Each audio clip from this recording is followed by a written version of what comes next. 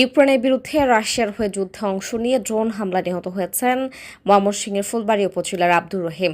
তিনি পুটিজানা নামাপাড়া গ্রামের বাসিন্দা আজিজুল হকের ছেলে। নিহতের পরিবার জানিয়েছে, জীবিকার সন্ধানে গত বছরের অক্টোবর মাসে রাশিয়ায় পাড়ি জমান আব্দুর রহিম। পরিবারের সদস্যরা জানতে পারেন চলতি বছরের 7 এপ্রিল তিনি রুশ সেনাবাহিনীতে যোগ দেন। বিষয়টি তিনি পরিবারের কাছ থেকে গোপন রেখেছিলেন বলেও দাবি স্বজনদের। তারা বলেন, গত 2 মে সীমান্তবর্তী এলাকায় ইউক্রেনীয় বাহিনীর ড্রোন হামলায় রহিম নিহত হয়। সে রাশিয়ার সৈনিকে যোগদান করছিল। তো যোগদান করার পরে সে 1 মাস ট্রেনিং করছে। ট্রেনিং করার পরে 1 মে যোগদান করছে। সে 2 মে নিহত হয়েছে। তার সাথে 3 জন ছিল, আব্দুর রহিম, রিয়াত রশিদ আর লিমন দত্ত। তো লিমন দত্ত সে আহত অবস্থা হসপিটালে আছে। তো সে লিমন দত্ত আমাদেরকে বলছে যে রহিম এবং রিয়াত রশিদ মারা গেছে। 1 বছর থাকার পরে আমার বলল যে আব্বু, আমি তো অন্য কোম্পানি চলে যাব।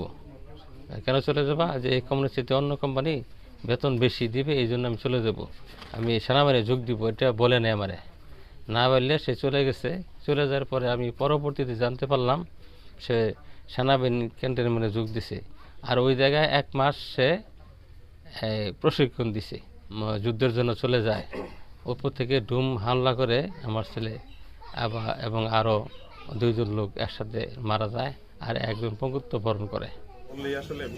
মঙ্গলবার দুপুরে সংসদ সদস্য অধ্যক্ষ কামরুল হাসান মিলন সহ উপজেলা প্রশাসন নিহতের বাড়িতে গিয়ে শোকাহত পরিবারের খোঁজ খবর নেন। এ সময় তারা যথাযথ প্রক্রিয়ায় লাশ ফিরিয়ে আনার ব্যাপারে স্বজনদের আশ্বাস প্রদান করেন।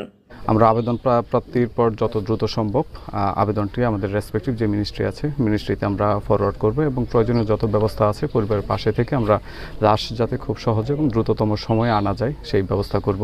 যে লাশ আনার আসলে একটা প্রক্রিয়া আছে সরকারি, সেই প্রক্রিয়া অবলম্বন করতে হবে আমাদেরকে। আমি বলবো যে পরিবার দ্রুত অ্যাপ্লিকেশন করলে এই মহোদয় যথাযথ ব্যবস্থা নেবে ইনশাআল্লাহ। আশা করি আমরাও মন্ত্রণালয়ে খোঁজ নেব।